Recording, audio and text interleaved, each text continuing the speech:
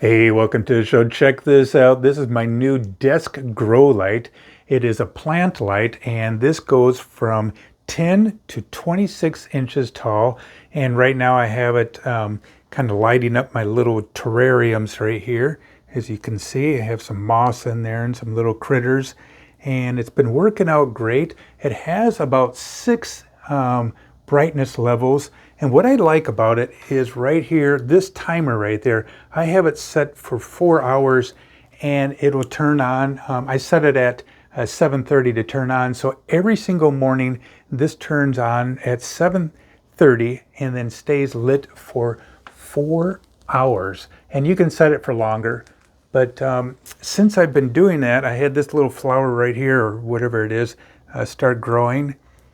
And it's the moss and everything is very healthy, and just the light level of this is perfect. I like how big it is. You can see my hand right here, and just very easy to move around. This right here is bendable, and then I have the cord come down. This part right here, you can loosen it up, and you can raise this up to 26 inches if you wanted to. But it's been working out great. I really like the light here. This is in my office, and yeah, highly recommend it.